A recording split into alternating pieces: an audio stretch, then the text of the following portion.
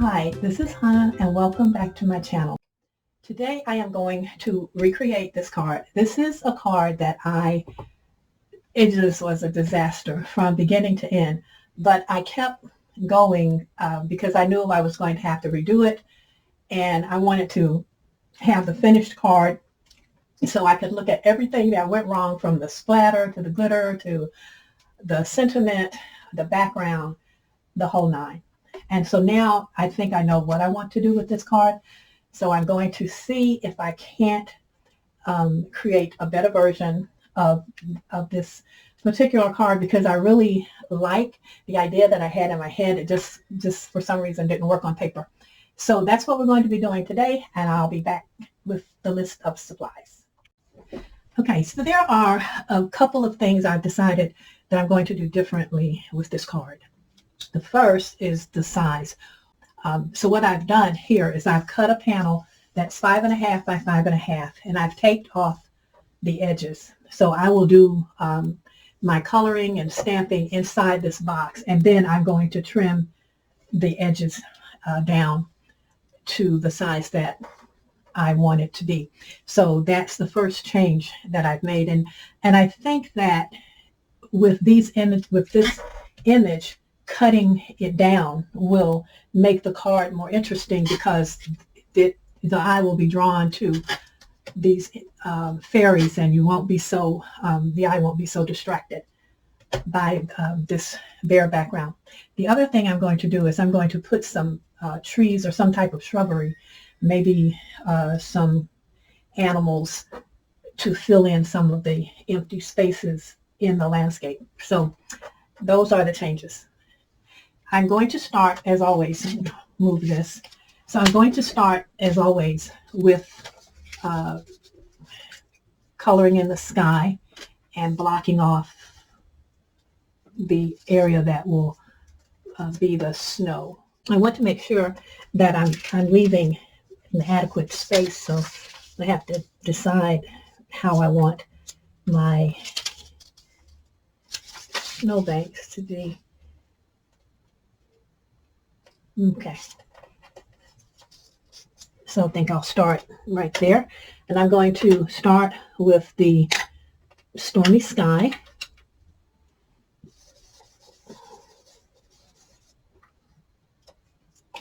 And just start off the page and work it in around the edges.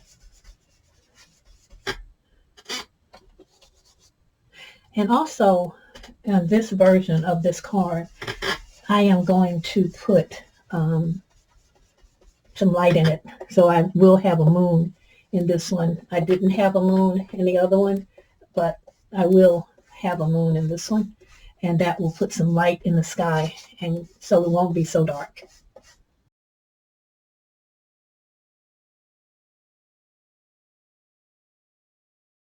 And now for depth, I'm going in with the chipped sapphire very lightly.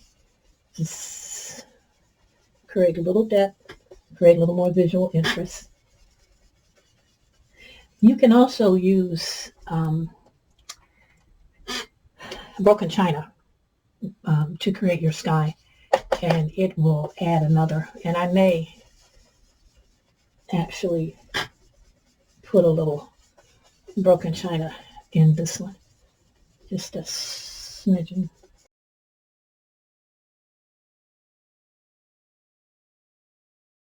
I'm going to use just a little of the broken china. Blend it in around the edges a little bit. Pull that down. And blend out some of the darkness from the stormy sky and the chipped sapphire. Okay, yeah. So you can use probably any of the light and medium blue distress ink colors when you're doing this. Okay. Okay, and now I'm going to go back in around my snow ridge and darken this, and I probably will have to go in with a little hickory smoke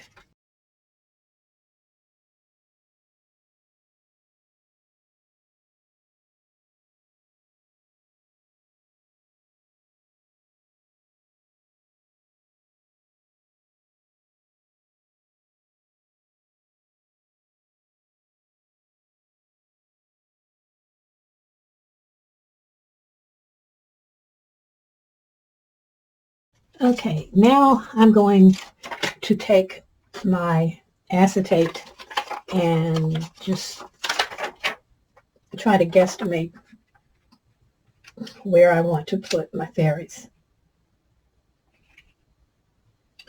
So if I put them there, they'll have to be grounded. So I think I am going to, I don't want them up that high.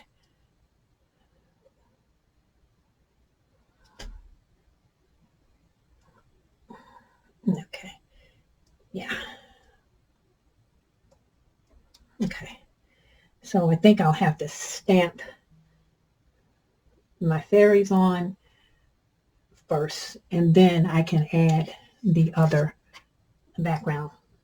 I'm going to pull up my tape, and here's my nice border.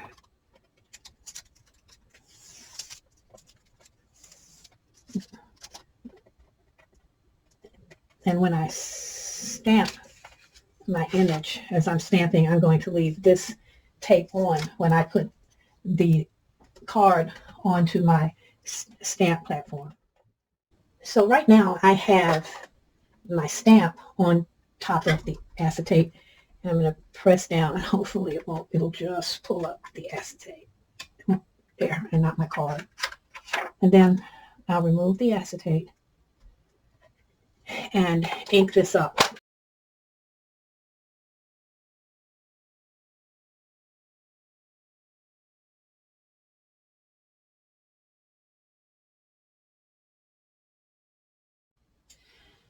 So I think rather than using a moon on this one, I'm going to use the star. So I've put my acetate down, and I'm just going to take a pencil and make a mark right in the center so that I can, I'm going to put down a little bit of squeezed lemonade to sort of highlight the star.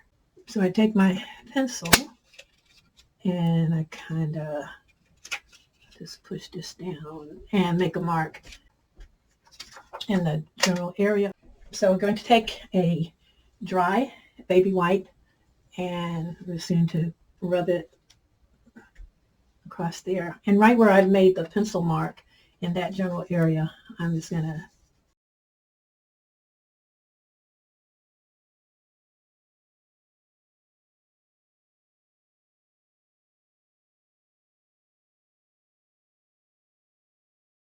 and then out a little bit from the star.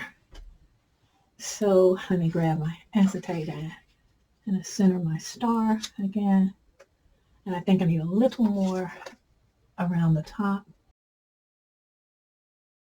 So I like this using the dry baby white because it doesn't put down intense ink, and it gives you a nice soft glow. Okay, so now I'm ready to place my star.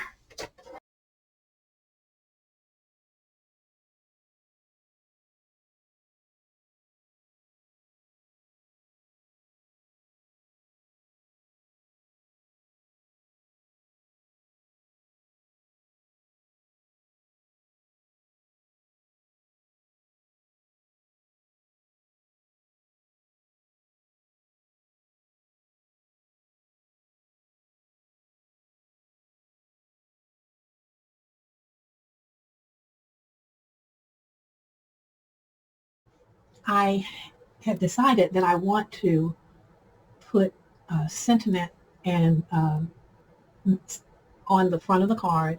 I want to do something a little different than just the trees. I probably will still put a tree here maybe, but I'll see how this works out first.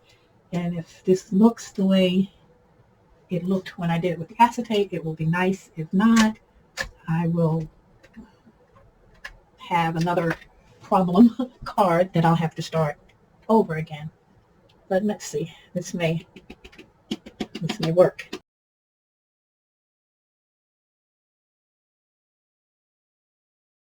And it does. It works. Great. I'm glad it worked. I was concerned that it wouldn't, but it does. So I'm going to stamp this a few more times.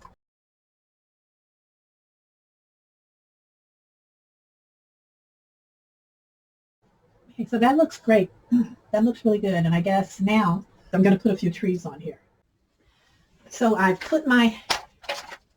have placed my trees here, and I was just trying to establish balance so the card would have more balance, and it does. Now I'll put a little small brush over here just to balance out this side. And now I'm taking my dry baby white, and I'm just putting a little of the squeezed lemonade on there and touching it very lightly to the fairies' wings so that it's like the starlight is shining through their wings. So I'm doing this very delicately. Just a suggestion of color. I was going to go in and do it with a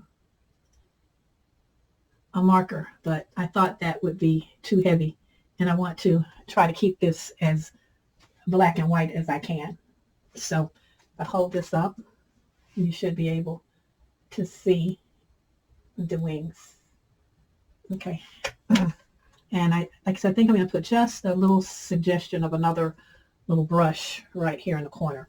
And then I'm going to put my tape down right at the edge here to protect my edges. And then I'm going to put a little blue around the edges and across the bottom, just to balance that out. So I always save my strips of tape when I pull them off a project, because I know I'm going to have to at some point put them back down. But you know what? In this case, I don't think I'm going to, because it has that blue ink on it, and I want to save some of this border. I'm going to trim a little of the border, but I want to keep a small portion of it. So and this is the Scotch removable tape. And I like using it. It's more economical than using the stencil tape. This just works better for me. And I'm just lining this up with the edge.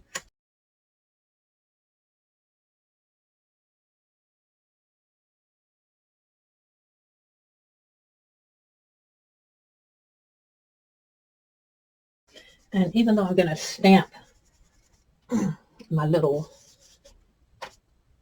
sagebrush in that corner, I still want to bring in these edges a little bit. I call this my little finishing brush because it does such a good job of blending out. And I think I'll need just a tiny bit, just a little bit of the chipped sapphire, just as we always say, just to add a little depth. That's a little bit. And that sort of frames that and pulls everything in, sort of directs the eye in.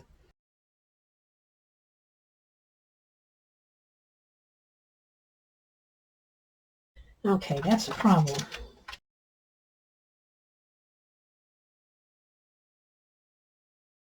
Okay, to cover up my mistake.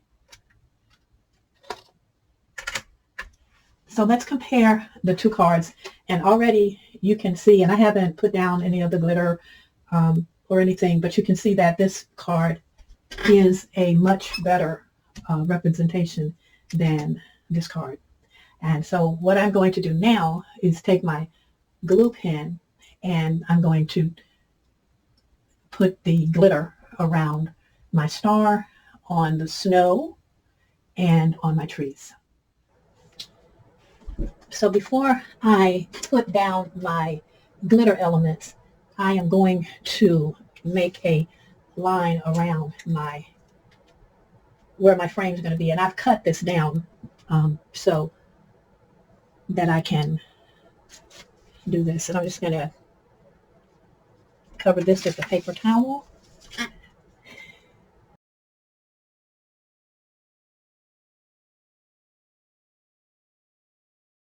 And I can take that up.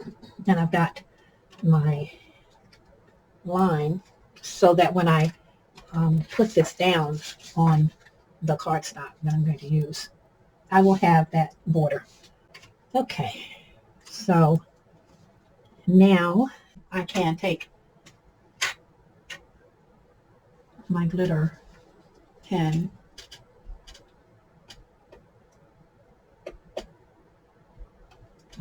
and get started putting my glitter on.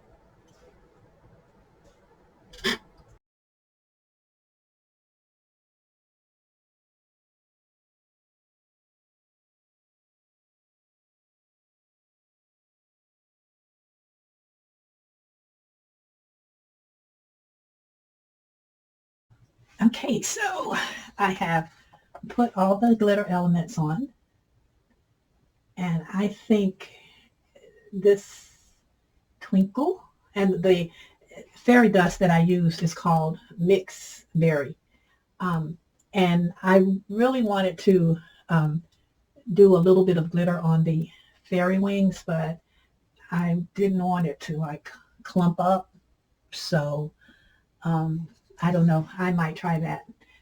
So now the only thing that's left is I'm going to let this dry, and then I'll mount the card on its base. So I'm going to mount this card base onto a card base that is 5 1/4 by 5 1/4. And I know it's a little off center now, and I'll move it over. And that will be my completed card. I got a little crooked on my cutting.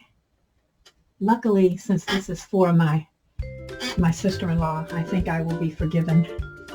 But that's the finished card. And I would say it's a big improvement over this one, which obviously had some technical issues. So I'm happy, I'm pleased. I'm glad that I was able to realize my first vision for this project and make it work. Thank you so much for stopping by, and I hope you'll come back again. Bye.